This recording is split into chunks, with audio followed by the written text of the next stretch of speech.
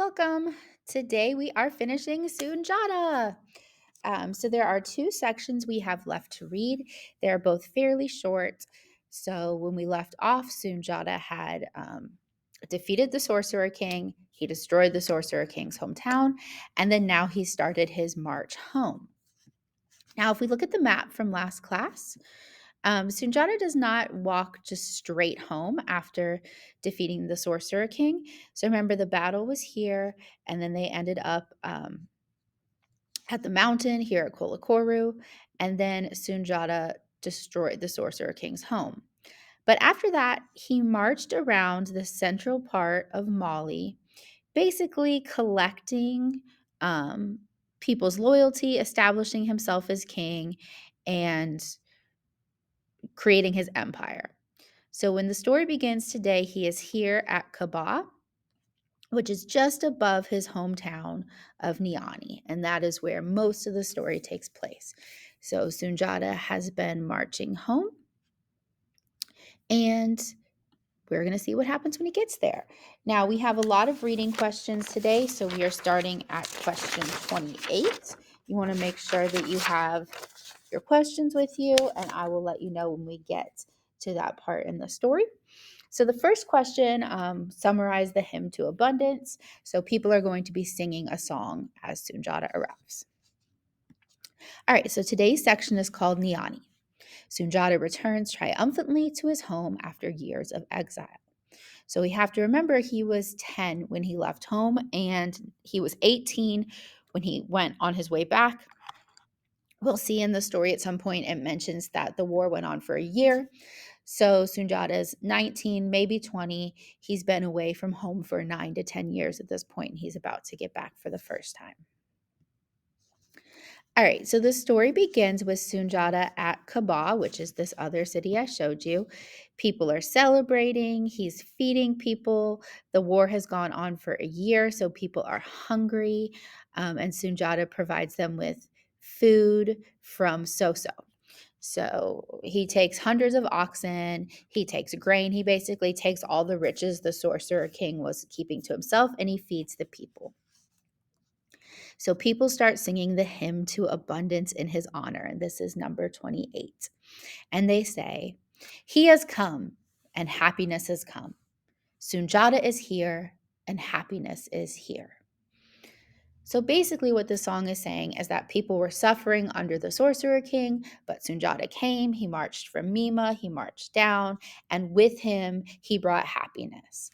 So Sundiata rules through kindness. People are happy.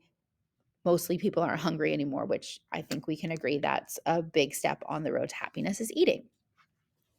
So after being in Kaba and walking around to these other places, it's time for him to return to his native Mali. Sundiata assembled his army in the plain, and each people provided a contingent to accompany the Mansa to Niani. Now, Mansa is a word we've seen a couple of times. It's another word for king. Okay, so now Sundiata is the king, and he has different groups of people walking with him to his hometown. This is essentially like a parade, like a victory parade as he's marching home. At Kabah, all the people separated in friendship and in joy at the newfound peace. All right, so when Sundiata leaves Kabah, he has to cross a river. So the people who live near the river, they actually put their canoes together so that Sundiata and his men can walk across the river.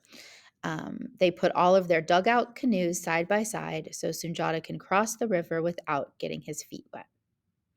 And when the whole army is on the other side of the Niger, Sundiata ordered great sacrifices.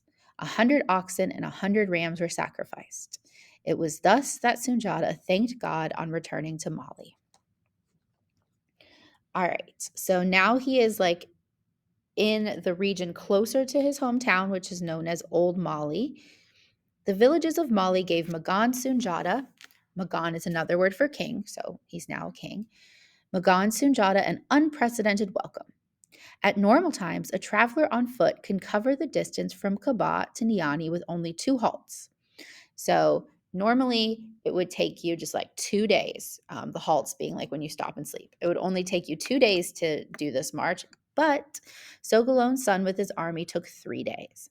And that's because so many people are trying to stop and want to see him, and so many people want to talk to him. So it's like a really kind of like a parade, a welcome home. The road to Mali from the river was flanked by a double human hedge. So a hedge is like a row of bushes. So we have a double row of people. There's 2 people deep on each side of the road. Flocking from every corner of Mali, all the inhabitants were resolved to see their savior from close up. The women of Mali tried to create a sensation, and they did not fail. At the entrance to each village, they had carpeted the road with their multicolored pagnies so that Sundiata's horse would not so much as dirty its feet on entering the village. At the village exits, the children, holding leafy branches in their hands, greeted Jada with cries of Wassa Wassa A. So basically, people are flocking to see him. The women are putting fabric down so that his horses don't step on the dirt. Children are singing. Essentially, how did people react as Sunjata entered Old Mali? They're all crowding to see him. They think of him as a savior. They're celebrating him. Everyone's excited. All right, so our next question is, how is Sunjata dressed? Sunjata was leading the van like a caravan. He donned his costume of a hunter king, a plain smock, skin-tight trousers, and his bow slung across his back. All right, so he has tight pants, kind of like a plain tunic, like a longer shirt, and a bow. So he is dressed as a hunter king. Um, I think that's significant because instead of looking all regal and ostentatious and wealthy, he just looks like one of the people. He looks like a hunter. At his side, Bala Faseki, his griot, was still wearing his festive garments gleaming with gold. Between Jada's general staff and the army, Soso Bala had been placed amid his father's fetishes, but his hands were no longer tied. As at Kaba, abuse was everywhere heaped upon him, and the prisoner did not dare look up at the hostile crowd. All right, so with them, they also have the sorcerer's son. They have his son because they were not able to capture the sorcerer, and he's walking back home with them a prisoner, and people are shouting at him, essentially. All right, so now it is time for Sunjata to reach his hometown of Niani. They're marching, they're singing the hymn to the bow, which is the song that his griot wrote when he first stood up. All right, and so their march ends outside of Niani. Now, Sundiata gets to see Niani for the first time in 9 to 10 years, but we have to remember that while he was gone, the Sorcerer King captured his town. There was a battle there, so it doesn't look like what he remembered. So this is number 31. It was a ruined town which was beginning to be rebuilt by its inhabitants. So the town was destroyed, but it's being put back together. A part of the ramparts had been destroyed, and the charred walls still bore the marks of the fire. From the top of the hill, Jada looked on Niani, which looked like a dead city. Okay, so he's coming back not to the home he remembered. He saw the plain of Sunkarani, and he also saw the site of the young baobab tree. Now remember the young baobab tree, that was the tree that he had uprooted for his mom and put in front of her hut. The survivors of the catastrophe were standing in rows on the Mali Road. The children were waving branches. A few young women were singing, but the adults were mute. They've been through a lot in this town since he was last there. Rejoice, said Bala Faseke to Sunjata. For your part, you will have the bliss of rebuilding Niani, the city of your fathers. But never more will anyone rebuild Soso out of its ruins. Men will lose recollection of the very site of tomorrow's city. All right, so number 31, his hometown is in rough shape. It looks like a dead city. But if we go to number 32, his griot tells him, you know what, rejoice, you get to rebuild this city. Your father's city will be rebuilt. Meanwhile, the Sorcerer King's city has also been destroyed, and no one will get to rebuild it. All right, so Sunjata is home. With Sunjata, peace and happiness entered Niani. Lovingly, Sogolon's son had his native city rebuilt. He restored in the ancient style his father's old enclosure where he had grown up. All right, so he rebuilds the city. He restores his father's palace. People came from all the villages of Mali to settle in Niani. The walls had to be destroyed to enlarge the town, and the new quarters were built for each kin group in the enormous army. So he makes this city so much better that people flock from all over and it becomes even bigger. They have to rebuild the walls. So, how does Sundiata's return impact Niani? This is number 33. Well, there's peace, there's happiness, and there's prosperity. More people are coming in. The city is becoming greater than it was before. All right, the next thing we need to answer is about Manding Bori. Sundiata had left his brother Manding Bori at Bagadu Dajelaba on the river. Now, Manding Bori is his brother. Remember, it's his half brother, and he's been his best friend this whole time. He's always been with him. So he had left his brother at another city. He was Sundiata's Kankoro Sigwi, that is to say, viceroy. All right, so Sundiata makes Manding Bori his viceroy. This word is defined for you in your notebook, but it's essentially a king's second in command. So, who is Manding Bori? Sundiata's brother. And what role does he receive? He is the viceroy. He is the second in command. Manding Bori had looked after all the conquered countries. When the reconstruction of the capital was finished, he went to wage war in the south in order to frighten the forest peoples. All right, so what does Manding Bori do in his new role? Well, he supervises the different territories Sundiata has gained, and then he goes and gets more. So he's essentially helping Sundiata build his empire, make it bigger. All right, so then now Sundiata has been king for a year, and at this point, he calls an assembly. And this is number 36. After a year, Sundiata held a new assembly at Niani, but this one was the assembly of dignitaries and kings of the empire. The kings and notables of all the tribes came to Niani. The kings spoke of their administration, and the dignitaries talked of their kings. All right, so he has basically a big assembly for all of the kings of his empire to come and report back to him, tell him how things are going. So that's number 36. Now, unfortunately, one of those kings has to be made an example of. Fakoli, the nephew of Samaro, having proved himself too independent, had to flee the Mansa's anger. So Fakoli is the nephew of the sorcerer who helped Sundiata fight. But after Sundiata's been king for a year, this nephew hasn't submitted to him, so he has to flee because Sundiata's mad. His lands were confiscated, and the taxes of Soso were paid directly into the granaries of Niani. So essentially, the nephew has to leave because he's not following Sundiata's rules. Sundiata takes his land and then takes his grain, takes his crops to pay the taxes. In this way, every year Sundiata gathered about him all the kings and notables. So justice prevailed everywhere, for the kings were afraid of being denounced at Niani. So at that first assembly, Sundiata makes an example of Fakoli, the king who was not following Sundiata's rules. And so now everyone's like, okay, we need to do what Sundiata says. Otherwise, he'll make us leave just like he made Fakoli.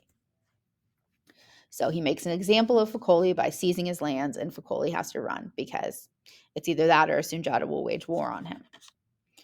All right, so now we get to hear a little bit more about Sundiata as a ruler. Jata's justice spared nobody. He followed the very word of God. He protected the weak against the strong, and people would make journeys lasting several days to come and demand justice of him. Under his sun, the upright man was rewarded and the wicked one punished. So Jata is very into justice. In their newfound peace, the villages knew prosperity again. For with Sundiata, happiness had come into everyone's home. Vast fields of millet, rice, cotton, indigo, and fonio surrounded the villages. Whoever worked always had something to live on. All right, so the villagers are more prosperous, the crops are doing well, people are coming in and they pay their taxes, they pay their loyalty to Niani. Pardon this interruption. Francis Nicholson, please come down for dismissal. Okay, we pardoned that interruption. All right, so the villages are safe, the villages are happy. New towns are springing up everywhere. Then the griot takes a minute to tell us about Sundiata as a ruler. So this is 38. The griot says, there are some kings who are powerful through their military strength. Everyone trembles before them, but when they die, nothing but ill is spoken of them.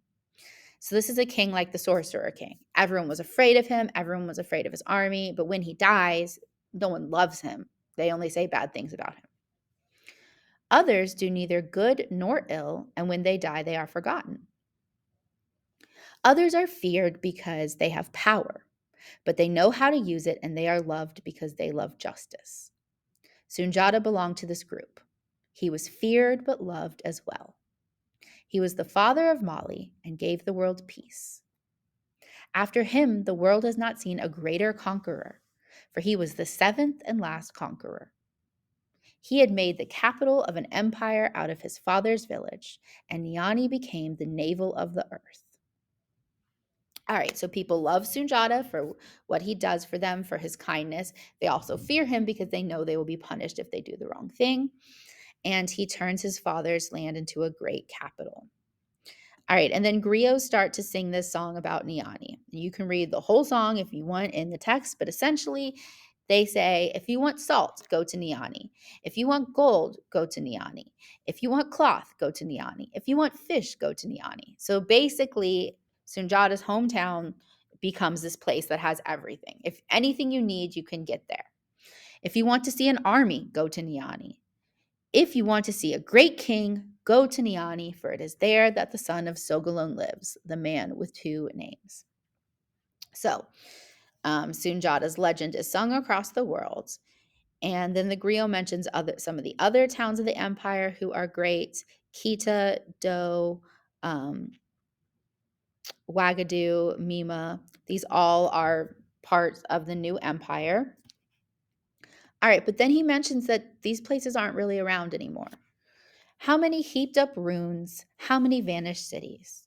How many wildernesses peopled by the spirits of great kings?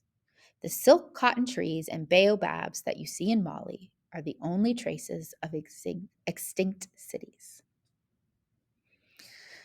So the story ends on kind of a strange note. We hear about Sunjata, he's such a great king, but then the griot says to us, but like none of this is really around anymore. So we're left with this sort of, I get a kind of uneasy feeling from this.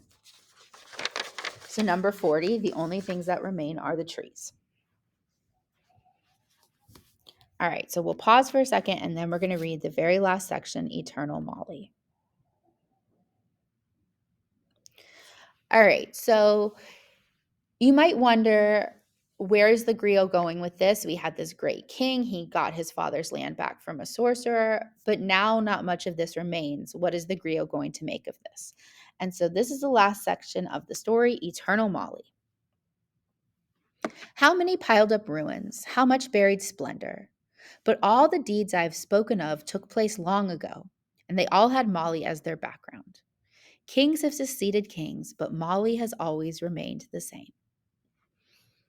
So the griot's taking the story of Sunjata and kind of transferring now the all the good feelings about Sunjata to the land itself, and saying, yes, Sunjata is gone. The cities he created are gone, but the land still remains. Mali keeps its secrets jealously.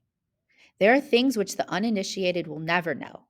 For the griots, their depositories will never betray them. Magan Sunjata, the last conqueror on earth, lies not far from Niani at Balandugu, the were town. After him, many kings and many mansas reigned over Mali, and other towns sprang up and disappeared. Haji Mansa Musa, of illustrious memory, beloved of God, built houses at Mecca for pilgrims coming from Mali. But the towns which he founded have all disappeared. So he mentions Mansa Musa, he mentions some other of Jada's descendants, but mentions that, all of this is gone. Magan Sunjata was unique. In his own time, no one equaled him, and after him, no one had the ambition to surpass him. He left his mark on Mali for all time, and his taboos still guide men in their conduct. So the griot kind of explains this by saying Sunjata was the greatest, and after him, no one better came. So he created this great Mali. It was wonderful, but because no one as great as him reappeared, the empire faded away. But now he transitions to talking about the land. Mali is eternal. To convince yourself of what I have said, go to Mali. And then he names for us several places we could go and things we could see. At Tigan, we can see Sundiata's forest. We can see Focoli's plastron. We can see the tree which commemorates Sundiata's passing through Mali. We can see Sumaro's Balafon, the Balafon which is called Balgantiri. So he names all the places we could still see if we went. All right, sorry. But then he ends with kind of like a little bit of a warning, which honestly intimidates me a little bit and makes me feel kind of puts the reader in their place. Because at the end of a story like this, we might have a lot of questions. We might wonder, we might want to know, well, was this real? But he kind of ends by putting us in our place. And he says, but never try, wretch, to pierce the mystery which Molly hides from you. Do not go and disturb the spirits in their eternal rest. Do not ever go into the dead cities to question the past, for the spirits never forgive. Do not seek to know what is not to be known. Now, every time I read that, it frightens me a little bit. It's a warning, but it also makes me think of, what happens to ancient cities all over the world? What happens to ancient cities all over the world? People go in and they take things and they tear them up. And so maybe that's what is being warned against. All right, very end of the story. Men of today, how small you are beside your ancestors, and small in mine too, for you have trouble in grasping the meaning of my words. Sundiata rests near Niani, but his spirit lives on, and today the Kitas still come and bow before the stone under which lies the father of Mali. All right, and so then he tells us how he got his information, all the places he went, all the people he talked to, where he got this story. And he ends the story by saying, everywhere I was able to see and understand what my masters were teaching me. But between their hands I took an oath to teach only what is to be taught and to conceal what is to be kept concealed. So the story ends with kind of this mysterious feeling. The griot's like, I have told you the story. I have told you what I was meant to tell you, but there are things that he's keeping back that we will never know. And that is the story of Sundiata. Y'all are early.